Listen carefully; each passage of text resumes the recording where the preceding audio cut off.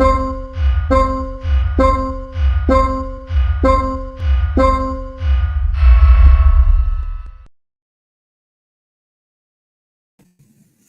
right, hello everybody, and welcome to the Dedicated Show. Today we're going to talk about the Qlik Sense Writeback extension from Pomerol Partners. We've got some new features and use cases that we're going to cover. Super excited to talk to you about this today. We're actually going to have 3 individuals from Pomerol Partners join us, sort of one at a time. So please be patient as we bring our participants up on stage. We're going to have Ryan Skorupan. We're going to hear from Goncalo Pereira as well as Scott Duthie, and they all have some really interesting insights. Now, as you're joining the session, I always encourage you to let us know that you're there. Let us know where you're tuning in from. And we also have a specific question for you for this session today. So as you're joining, let us know, are you familiar with Qlik, or do you use some other analytical software? But definitely let us know. It could be as easy as yes or no. Are you familiar with the Qlik product? All right, and as people are answering that question, I'm going to go ahead and bring up Ryan Skorupan up on stage. Hello, Ryan. Hello. Welcome to the show. Thank you, I'm glad to be here. Awesome, where are you tuning in from? I am in Kansas City, in the state of Kansas. I'm on the Kansas side of Kansas City. All right, well, welcome from Kansas. I'm in New York. Looking forward to this conversation. So Ryan, as we get started, maybe tell the audience a little bit about yourself and your role at Pomerol Partners. Sure. I'm currently a Vice President of Sales and Marketing here at Pomerol Partners. I've spent really the last 21 years in business intelligence, primarily in 3 different organizations, the last one being Qlik. So Pomerol is an elite level partner of Qlik, and close to the last 3 years before coming to Pomerol, I spent my time at Qlik on a account management side. Okay, great. So you've got that Qlik experience to go along with. So that's perfect for our discussion here.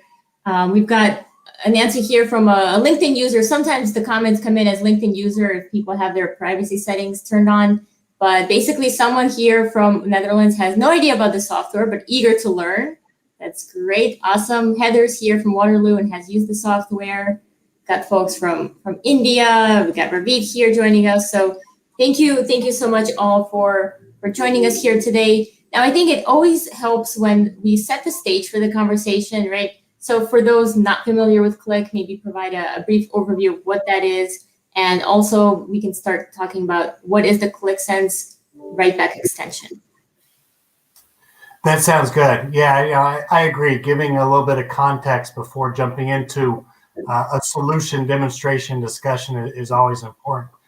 So what I'll do is just talk a little bit about what Pomerol is, what Qlik is, how that relationship ties together, and then the origin of our company and really our Writeback solution and what it brings to customers today. So just to set the stage, Pomerol is a multinational organization really focused around helping clients with their data and analytics strategy in projects. We were originally spun out of Deutsche Bank back in 2013. So we're a young organization, but we have worked with over 100 plus clients worldwide. And as I said, we are multinational. We have offices in the US, in the UK, and South Africa. So to give more context, we are a elite level partner of Qlik. Qlik is spelled Qlik. Qlik's been around for close to 30 years. They were a pioneer in the data discovery phase. They are a business intelligence company, and today I think they're the largest independent BI company in the world. So for the past several years, we've really honed our expertise around data and analytics all on the Qlik platform. So today, when we talk about the Writeback extension from Pomerol, it's imperative that you understand this product works as part of the Qlik Sense enterprise product. So if you're familiar with Qlik, you know about QlikView as well as Qlik Sense. Our Writeback is specifically for Qlik Sense.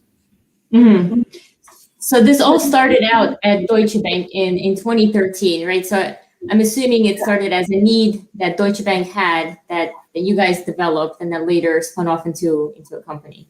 Correct. Yeah. One of our founders, Fred, started using the Qlik product way back then, probably even a few years before 2013.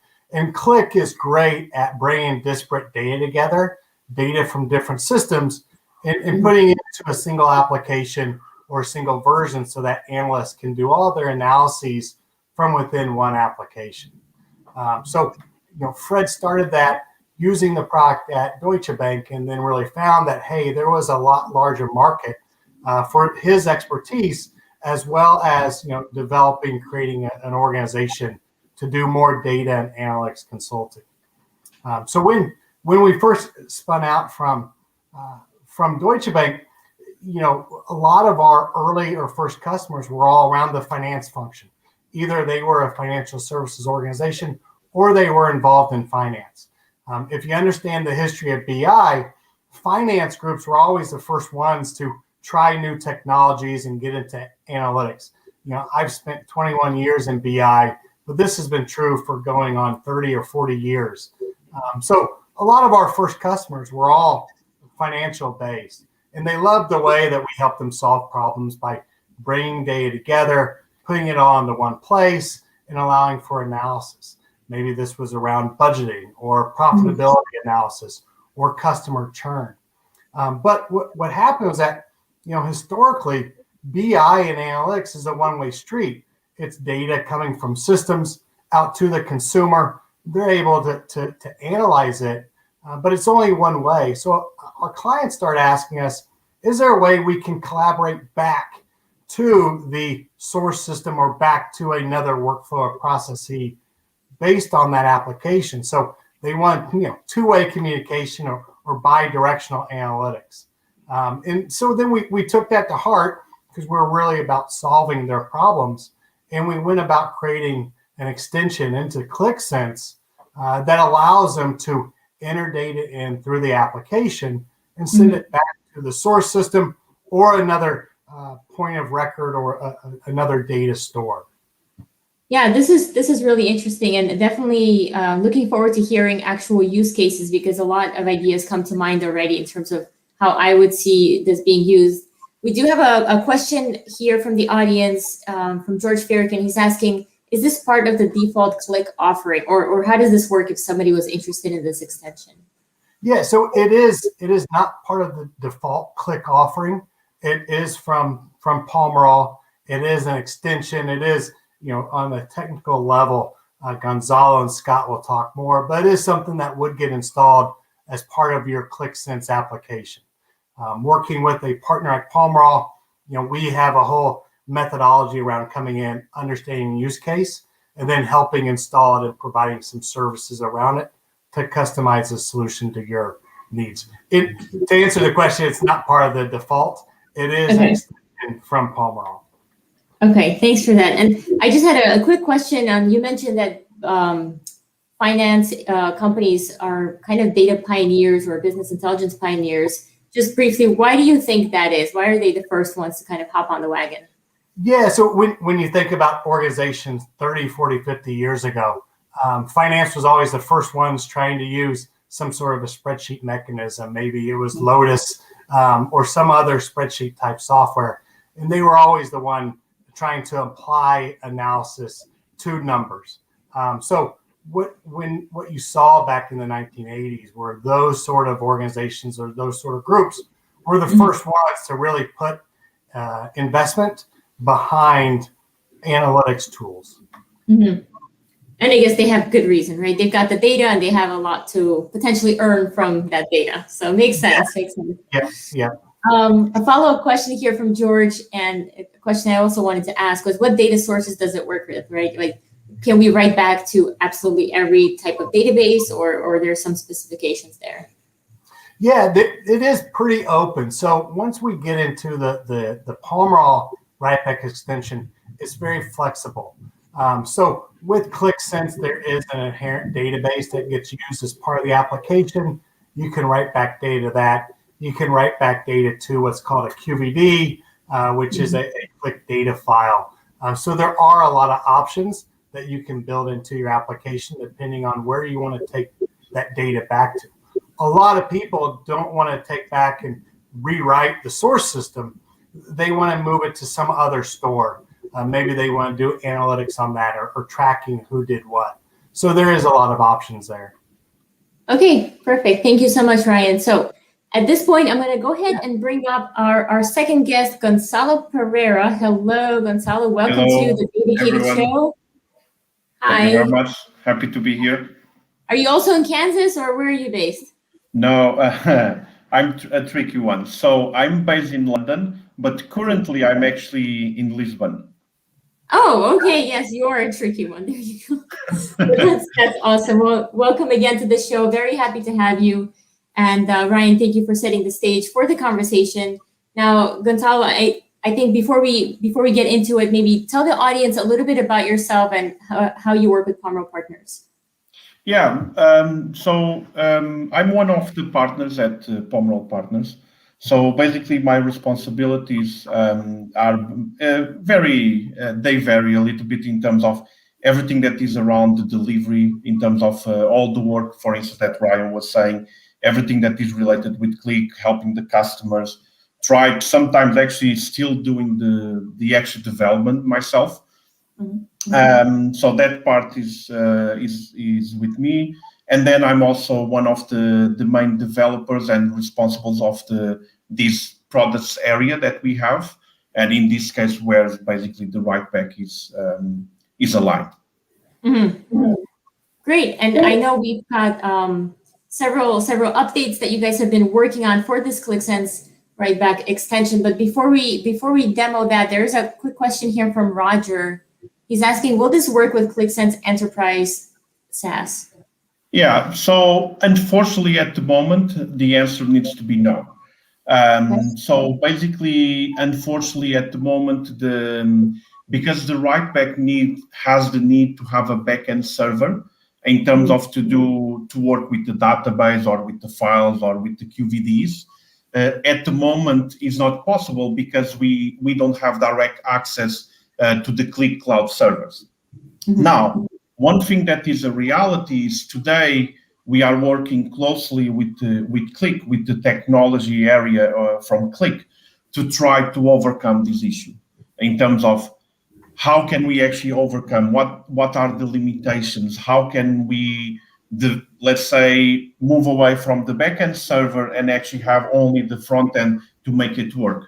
So unfortunately, it's not possible today, but we are working with Qlik to fix this because there is a real need now to make this work in the Qlik SaaS. Okay, thanks for letting us know. All right, Goncalo, I think at this point it'll be a good time for us to do a quick demo to let people know some of those cool new updates that you've been working on. Yeah. So thank you very much. Before I actually start doing the demo, just to explain a little bit what we've been doing in terms of why we actually changed so much during this release. So one of the things that we've been noticing in terms of while we are working with the customers is, like Ryan was saying in the beginning, the Qlik Sense is supposed to work only from Qlik Sense to the consumer, and not the other way around in terms of the data from the consumer to the normal database or to a BI platform. So one of the things that we wanted to do and we actually focused was we need to make life of the user and the people that need to put or develop the use case, this needs to be much, much easier. They need to be able to go to a place where they have all the information they need, make it simple and basically ready to use. So our focus was literally a little bit of starting to redesign the entire backend to try to make people's life easier. So, and with that, one of the things we created or we separated exactly is what is the front end, and that means from this version, the front end is only a place for the people to work in terms of entering the data, interacting with Qlik Sense, collaborating with the other users. And the backend is where some of the magic happens in terms of we need to create a new use case. So we need to create new tables. We need to add a new user to access. So, and basically we created our own management console. So in this case, let me start doing the login. So this part, let's go. So now we will open basically the management console. So basically the idea is to show what the information that we have. So how many licenses you have, when is actually going to expire, how many servers can you actually use this writeback, what are the settings that we have today, to which database are you connecting, and basically the host name or the schema or even the database. Gives you a little bit of the information. How many users do you actually have using this writeback in your several use cases? So this is where basically you will control what happens with the writeback. And basically one of the things several things we did was we created a user management page that basically allows the admins to come here and add the users to those specific cases. So in this case, just come here, add user, and start typing what they want to see, or in this case, which user they want to add. So this is possible. Or sometimes we actually had some use cases that we had some customers saying, okay, we actually have 40 people to add to a use case. Do we actually need to add them one by one? So one of the things we did was definitely create a possibility to do a bulk import. So you download the template, you enter all your users, all the configurations, and basically then this will import the entire state of users. But again, this part is just a normal user management to allow you to manage your users. Now, the interesting thing here is the tables generator. So one of the issues we saw was definitely, okay, we were helping our customers doing one of the use cases, but then how can they actually scale without our help? How can they actually scale more easily? So the idea was, okay, let's give them an option, or just go in here, start creating their tables, and then they just need to use it. So the idea is basically, let's say I want to create a sales table for my use case, to create some comments in terms of the sales I do, or my colleagues, they do. So the idea is sales table. So in this case, I will say sales, start creating the column, the columns. Let's say this one is a key, add the column, then we can say another column. So we start basically building the table that we want to create and that we are going to use in our use case. So, and then let's just create one more. So, and this basically takes out all the burden of the users to have to go to a database, to have the need to know the scripting language of the database. So this is the entire part that we want to eliminate.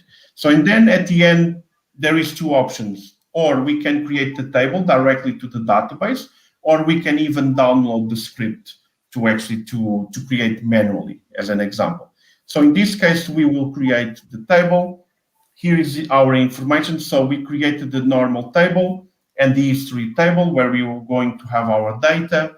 And then, of course, we have the option to see the information. So at the end, what we want to do is to make life easier for everyone.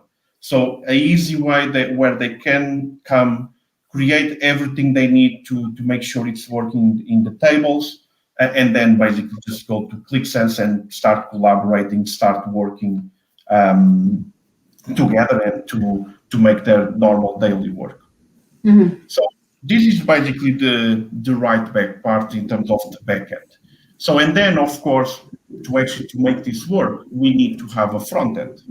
So in this case, nice. Yeah. So it's always important. So the idea here, of course, is we go always to our Qlik application. So our extension, like Ryan was saying, is an add-on. So it basically is embedded inside of the Qlik applications. And then, of course, it can be used in different ways. So as an example, of course, we will have different types of use case. One that is very well known and that is more technical in terms of the use case, is more for the IT area, is, for instance, to have a mapping table management in Qlik. It's like we all have, it doesn't matter what kind of BI tool we have in our organization. We all want, and we all have users that want to add new Excel sheets or some kind of text file because they want to have a specific configuration to regions or to salespeople, or create a different category for a product. So, and that can create a disruption in the environment. If the Excel does not have the right format, it can break the environment. If someone goes there and it updates in the wrong way, it will break the environment. So the idea of the writeback and this mapping table management is people can go to a single place. In this case, there is their BI tool, Qlik, and do everything they need from there. So in this case, as an example, is like we want to map two different accounts, or the same account from two different systems, let's say the CRM and the SAP, where we can just click, select the one that we want to map, and this part is actually our extension. Where we click, it will pop up our information, and we can say, okay, I want to confirm the match, but we actually need more info for this. So I will say need more info and click save. So question for you. Sorry? Yeah, just a quick question on this point. So let's say you made that update and now I'm seeing this in the systems. Do I get to see some sort of paper trail that shows, okay, Goncalo made this update, because it pushes the data back to the system, right? Yeah. So basically, we push all this data to the system. So just to give you an example, we always create in our use cases the main table, that is this column here, that is basically where we store the last version of the update, let's say like this. And then we have our history table, so that we basically track all the changes that happen to this record and to all the other records. So just to give you a quick example, because the mapping table, we don't have that information here because we didn't load. But if I go to this use case, just to show you very quickly, it basically will show you that. So as an example, I would come this to my sales application where I select a transaction. And then if I go to the next page, I have here all the information in terms of what happened. Who changed this record, what kind of changes they made. So you have the full history of your data. And you will make sure in terms of, because one thing that is very important is, it's definitely amazing. You can write back, you can create budgets, you can create new versions of budgets or planning, but you need to know when that change is made. You need to know who is actually changing, so you can actually track the full history and do some kind of action if needed. Does it make sense? But this is basically the, let's say, an overview in terms of what is actually the writeback. Again, in this specific use case, is one of the ones that our customers actually use. That basically they drop the entire Excel sheets that they were using, and all the mapping tables are basically inside of Qlik. Like the situation in terms of, okay, we have all our states here and we want to map to a specific one. So they now control all their entire mapping tables or mapping information in Qlik. And then since this is stored in a database, then it's very easy to basically to a different tool And it doesn't mean that it needs to be Qlik. It can be even a different tool in the organization. Just needs to go to that database, Postgres, Oracle, or SQL Server, and brings the data. As an example, one of the main issues we see a lot in the customers is, for instance, sometimes they don't have like a single view of a customer or a single view of their sales regions. So again, we can use this kind of product or this kind of interaction to create a single view. And then the entire organization can go to that database and basically just leverage the data that is there and that the users are creating. Great, thank you. And actually, before we go any further, somebody actually has a question that goes beyond the extension, beyond Pomerol, back to what is Qlik Sense, right? So maybe add some clarity in terms of what Qlik Sense actually is for those who are not familiar with that tool. So Qlik Sense is, in a very simple way, is a business intelligence tool. Now, why do we use Qlik Sense? When do we use Qlik Sense? The idea in terms of using Qlik Sense is basically to try to give some meaningful, let's say, basically is to allow you to understand the data that you have in your organization. So you will have basically data scattered around your organization, sales data, supply chain, financial data, all that is basically separated everywhere.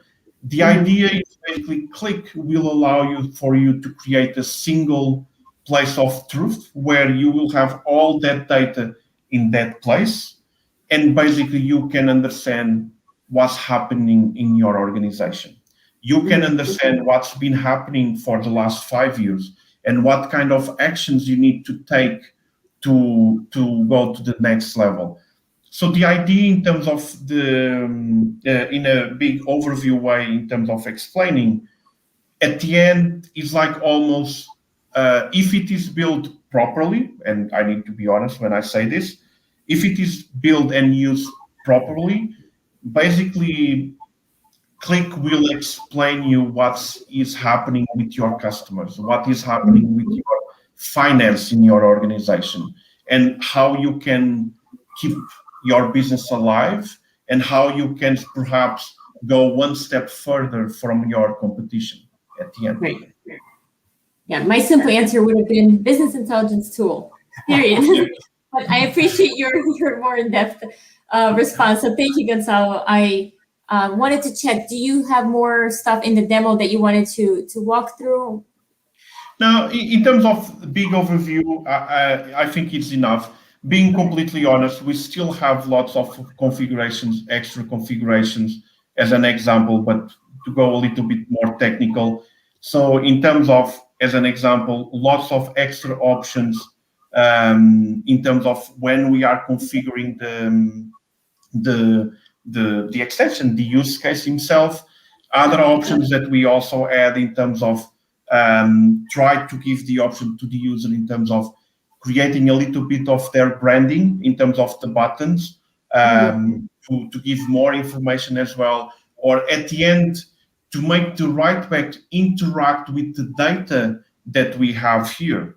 That is also possible. And of course, other situation as an example, in this case, that is actually very used by our customers as an example. One of the things is we have a lot of data here. And one of the things that the users wanted to know is, okay, I have my table that is enormous, but I need to know which ones I'm actually changing. I need to know which ones are actually being updated. So, and the idea is basically to give that option to the users to tell them, okay, you have all these roles here, but this is the one that you actually change it. So if we go here and add another one, so it's basically to make the user aware of what's happening when he's actually collaborating with someone else or working in this case. Yeah, thank you for that. I had a question in terms of updates in general. How do you guys prioritize or come up with what features to add to the extension next? Do you go to your users and kind of work alongside with them to see what their needs are, or you have a specific group of individuals that provide these ideas for updates? Yeah, so the main source of updates is definitely customer base. So the entire, actually, in terms of the extension actually was born with the customer. So one of the customer asked us help because they wanted to do some write back with these options, blah, blah, blah. So we actually built this specifically use case for a specific customer. And basically these continue to grow and continue to scale in terms of to an actual product because of other customers. Because then we have other customers saying, yeah, but I actually need A, B, and C to work on my side. So what we encourage our customers is actually, let's not work as a salesperson and a customer, but more in a partnership. So we actually have a product that can help you in a way, but you can also help us with your feedback so we can improve our product. So in basically going always to the user and try to understand their needs, because at the end, let's be honest, this needs to add value. The writeback or any tool that we use and give to our customers, it needs to give them some value to work. If not, there's no point of doing anything, to be honest. Yeah, absolutely. And I've definitely been there where I was working with another business intelligence tool back in my client service days. And the clients were asking to just simply click and update something, right? Because we had a table and bar chart, and they're like, it was around forecasting, and we wanted to change the forecast numbers or budget numbers. I'm not sure which one it was at that point. But I'm like, yeah, we're going to have to go back to the spreadsheet that we're using or system and change it there and then click refresh and then it's going to update. They're like, why can't we just change it? I'm like, it doesn't work that way. So I'm very glad to see that there is at least a solution out there that seems to be really, really doing that job. So thank you so much for sharing that. No, thank you. I was going to jump in. One of the great things with Qlik is that it helps create very sticky applications that drive a lot of adoption. Anybody that's developed BI apps for a number of years understands that in order to really solve their problem, they need to get adoption, they need to get people using it. What we found with a lot of our customers is once they embed the writeback into it, the end user is now really taking ownership. For the most part, they're just viewing something, right? Like you and I would view something. Once you give them the ability to add in or enter data in, maybe collaborate, they become more owners. And anytime you start owning something, you become more enabled, you adopt it faster, and that really spreads. And you see applications really return value a lot quicker once they give the user that concept of ownership. So the writeback is really another way to create a super sticky application, and that just helps the business. Yeah, and I would add as well, if you allow me, is at the end, one of the main issues with actually BI itself is the lack of trust that the users eventually will have because the numbers don't look right, or because the app is not, it doesn't allow them to actually to collaborate with other colleagues. And that makes, it's easier actually to have an Excel and send to my colleague. He will put some comments there and then send me back. So, and the writeback is a way in terms of to make them, at the end, to leverage the investment that the company already did in this tool, and basically make sure they use it and basically make their life easier and their work much, much better. Yes, great. As long as we're making lives easier and allowing people to collaborate more, I think it's a step in the right direction. So at this point, I'm going to go ahead and bring up our next guest, or our final joiner to the conversation, Mr. Scott Duthie. Welcome to the Dedicated Show. I appreciate your patience. Thank you so much for kind of hanging out there. Thanks for not forgetting about me. Never. So Scott, where are you based? Let's see where. I'm in Denver, in Colorado. Denver. Great. I love LinkedIn Lives and things like this. It's bringing us all together from all over the world. This is great. So Scott, for those not familiar with you, please provide a brief intro and how you work with Pomerol Partners. Yeah, sure thing. So I'm a principal at Pomerol. I started my career in the tourism and hospitality sector in New Zealand, which is where I'm from originally, and in Singapore. And then I moved to London, where I changed my focus to BI and analytics. I've been working within the Qlik ecosystem now for about 7 years or so. But it's been really interesting because I've sort of been part of that journey where we've gone from data discovery tools like QlikView to the new world, which is SaaS and self-service and sort of governed platforms, a lot of automation. Yeah, I feel like I've seen a lot of change. And so now I'm in Denver in Colorado. I oversee our consulting project delivery in the US, and I'm working a lot with manufacturing clients, working with credit unions, and actually doing a lot of work with customer experience analytics now as well. So I've actually gone full circle, and now I'm looking or doing a lot of analytics back with the hospitality industry. So yeah. Very interesting. So you're back to where you started, but way ahead, kind of. Love it. Awesome. Yep. All right. Well, Scott, I think it's a good time for us to talk about some real world use cases. You mentioned you work with companies in manufacturing, credit unions, and others. And I know Goncalo has provided a really nice demo of kind of what the Writeback extension looks like and some of the updates. So maybe we can talk through some of your favorite examples of where this extension has been used. Yeah, sure thing. Maybe what I'll do is I'll pull up one of my monitors.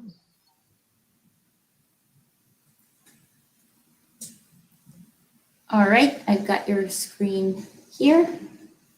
There it goes. Nice.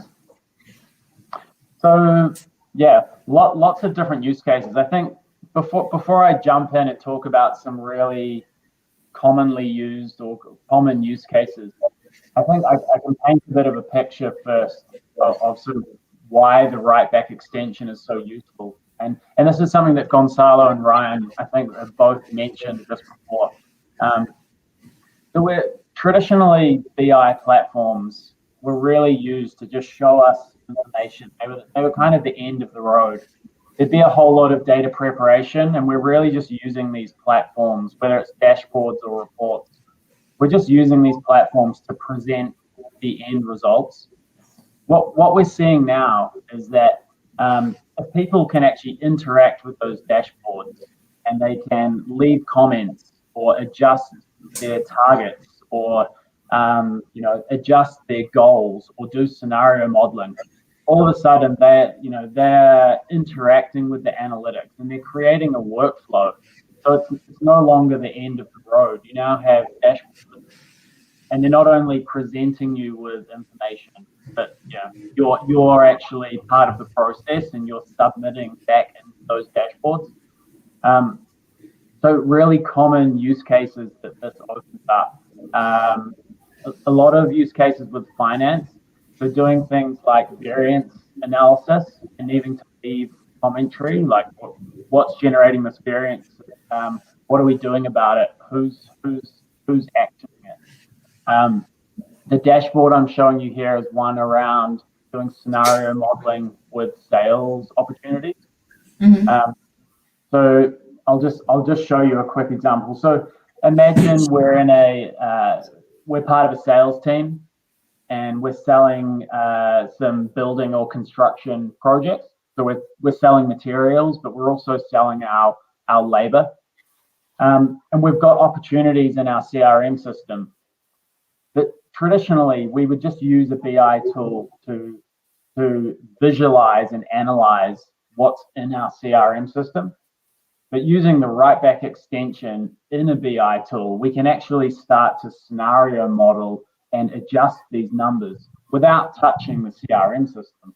We can do some modeling on the side to see, well, what would happen if we moved this or changed this.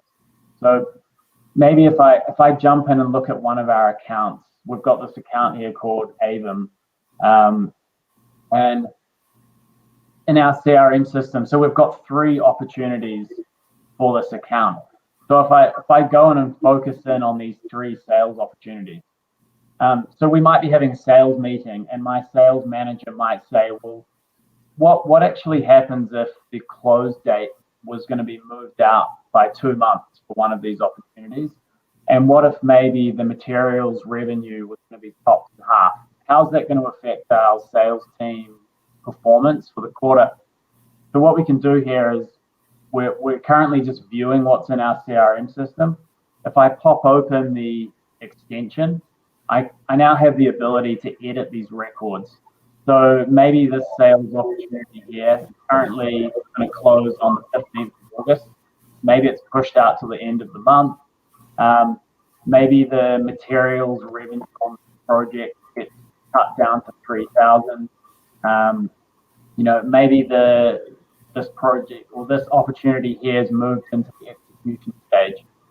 So I can go and make some real updates to this source data coming from our CRM. I can hit save.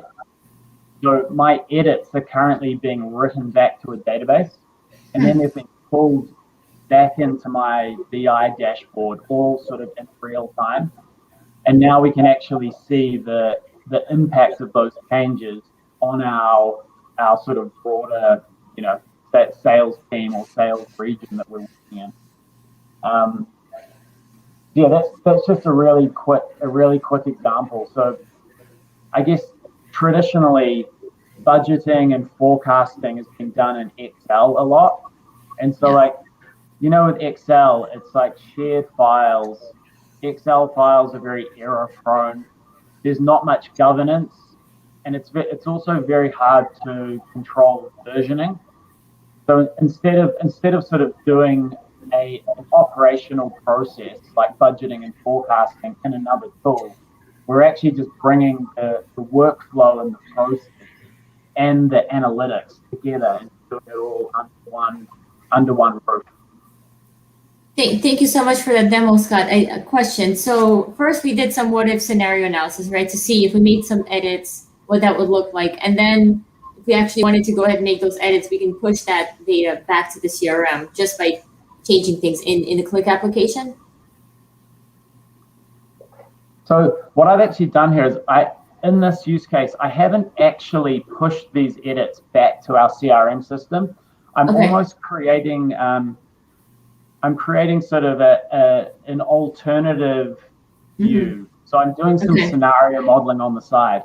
And the reason this is actually really helpful, and I'll give you a recent example. So if we sort of go back to March last year when COVID really started kicking off in the US, and businesses were frantically trying to work out how it was going to impact them.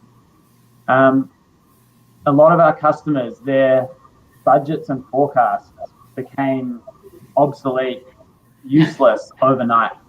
So what we were doing is loading, give me all of your sales opportunities that are currently in Salesforce, bring them over to our BI tool, and let's sit down as a sales team and actually go through and model what's going to happen here. So, these 4 clients are all in hospitality.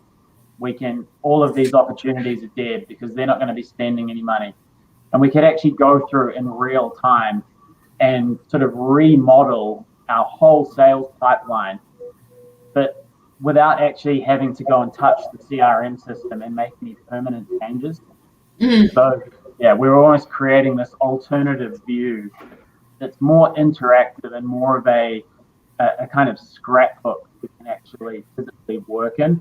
And if we actually want to keep those changes and adopt those changes, we can always create a process to push them back to the CRM. Okay, that was my question. If we can create a process eventually.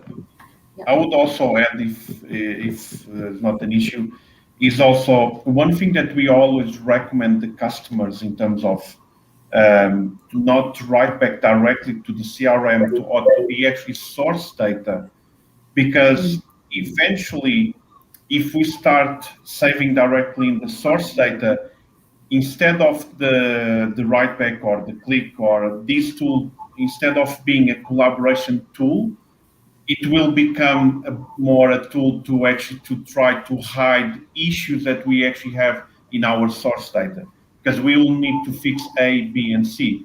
So the idea would be always have a a tier layer, middle tier, where we can actually validate and see if we actually want to adopt this information, and then change the source accordingly. And then basically avoid the situation of users trying to just to fix issues that the process actually is not created correctly. Got it. Thank you. Thank you so much for adding that. And we actually had a question come in from Swatik that, Scott, you started talking about this already, but he's saying that even this can help analyze the COVID situation more effectively because data is changing at a very high rate. So I had a slight follow-up question to that. Did you guys experience an increase in demand for the writeback extension because the COVID situation and kind of very unpredictable state of data? It's actually, that's actually a really good point. We had quite a few, and we have now deployed quite a few use cases where companies are using the data entry, the writeback in their BI tool to manage staff coming back into the office. So you can imagine we've got this kind of fluid scenario where the conditions and things are changing by the day, and some companies are using this to work out what employees do we have, what teams are they in, what offices do they usually go into. Sometimes they've got multiple work sites. Who's been vaccinated or who's planning to get vaccinated, and so we've got dashboards where people can log in and they can all go and use the writeback to enter their information. So, I'm getting vaccinated on this date. So by this date, I should have the tick and be allowed to go back into the office. And so they're using it as a data capture mechanism instead of, what would we have done previously? We would have sent out an email to hundreds of people and said, can you respond with this information? Or maybe we might have had like a Google Doc and said, can everyone go in and enter their vaccination information and what offices they want to work in, or I don't know, lots of ways we would have done this before would involve just collation of data in the end. It just gets messy quickly. So this definitely seems a lot more efficient than sending out a mass email that says, hey, do you plan to get vaccinated, or where are you planning to work tomorrow? This seems a lot more efficient. It's efficient and it's just easy. I always think it's less is more. Like people don't like jumping across business tools, and now more than ever we have so many business applications we all work across. So if you can take a few of those away and say, look, you can now do your whole budgeting process in this one tool. We'll bring together the source data that you need to feed the budget. You can enter your numbers. We can collaborate on it. We can have an approval process, and then we can spit the result out the end. Do it all under one roof. It's about making life easy. Yes, and someone else, I think Goncalo or Ryan, said it's all about making it easier. So I agree. As long as we're making it easier for people, it's always a good move. We had a really good question here from Dana. Question is, how many scenarios or alternates could you hold in memory at one time, right? So if we're creating these multiple scenarios, could you do kind of a high, medium, low, and pick the one that makes the best sense and commit that selected version to the source? Is that an option? Yeah, absolutely. So to answer the first question, how many steps could you hold in memory at one time? I mean, we're in the Qlik platform here, and we can hold hold a huge amount of data in memory. That's never really the issue. So for a typical budgeting or forecasting scenario, you know, we can hold, like I'm working in some apps at the moment where we have 1 billion rows of data. So in a typical budgeting forecasting scenario, we're never reaching anywhere near a volume. I'm just trying to bring up a dashboard here of a budgeting scenario. So let me just pop open our Writeback extension where you would enter your budget numbers. Okay. So what we can do in here is actually create a budget or create a forecast. If this will let me get there. I really like Dana's question and just what that implies, right? So giving refresh my session here. Data budget or forecast numbers. Sorry.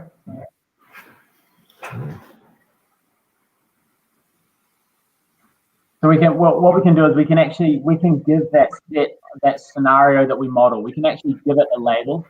And so when we commit it to our database, we've given that scenario a label. Can you guys still hear me? Yep, we can now. We can.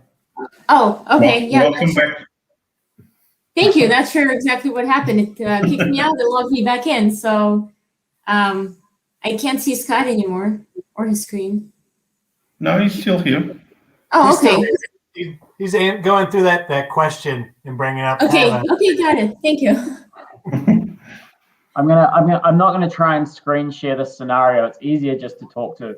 But okay. So short answer is you can use this to create as many scenarios as you want. Each time you create a scenario, you can actually give it a label. So maybe it's like Scott's forecast version 5 from the 28th of April. And you can hit save. It saves that to the database, and then it pulls it back in memory. And then you might have hundreds of different versions that different people have submitted. And so you can go and filter on one or more of those versions and bring them up so that you can compare them side by side. So maybe, you know, I'm doing a review with my sales manager, and they're like, well, let's look at your final version versus where I think you should be, and let's compare them side by side. So yeah, it's I think the powerful thing here is you can really create workflows because you can enter information, because you can assign a status or assign it to a person. You can then create workflows and dashboards where it's like, Scott, someone has assigned you this budget to review, and it pops up for me and it gives me an action, you know, that I need to complete these tasks. And so that sort of opens up a world of opportunity that we didn't have before when dashboards were just the end of the road. Yeah, and I would also add in terms of the situation, in terms the Writeback extension lives inside of Qlik. So that means we can definitely leverage the entire feature, the features that actually Qlik give us to work. So that will be always the idea. Our Writeback will have the data, and then of course we can use all the Qlik features to create those workflows, to create those use cases, to make to be able to allow them to work together. Well, it's happened again. I apologize for that. That's we carried on without you. Thank you. No, I heard the whole conversation, but I don't think you can hear me. And a comment here that this is great stuff. Okay, great. Thanks. Thanks, Chris. I'm glad people are getting value from this. I know we slightly went over time, but I did have one more question on the extension for you guys. And I wanted to ask, do you currently use this extension internally at Pomerol? Yeah, we do actually.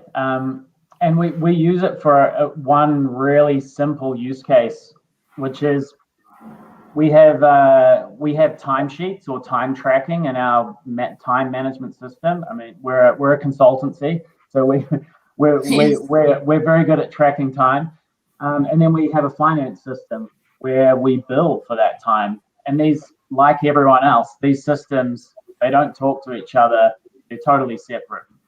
So we have a month-end process where we align our billing from our finance system with our timesheets, and we highlight the variances.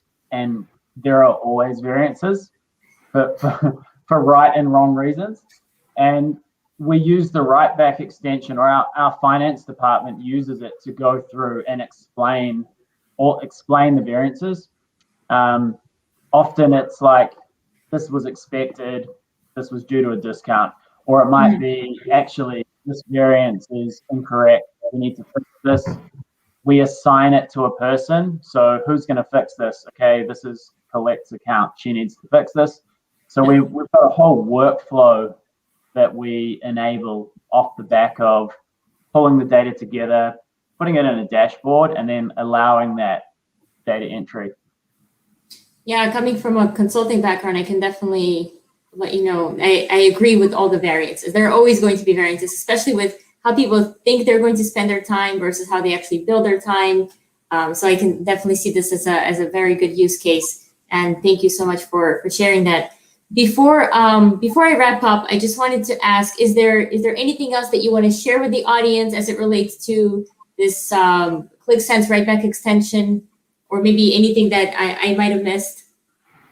You know, I was going to just point out that for anybody on or listening that wants to learn more, right, they can go out to the website. They'll probably get an email, or they could email any of us.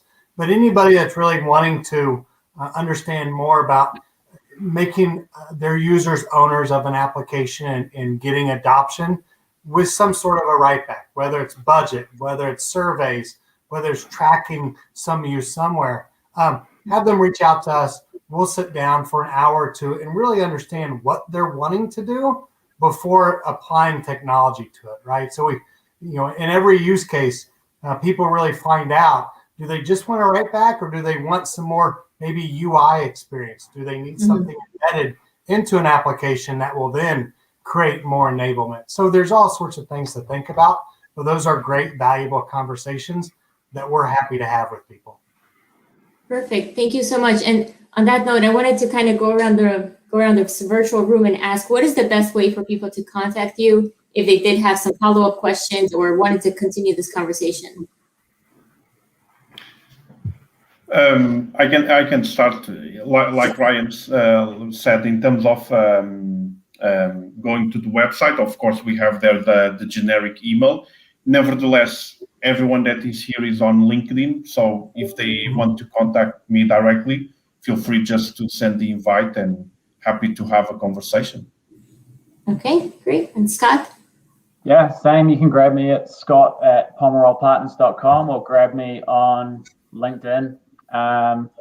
We've got lots of updates coming out. We try our best to create short videos every time we get a new interesting use case or we release features. We try and create a quick video and post it on our Pomerol Partners YouTube channel. So check out the videos there as well.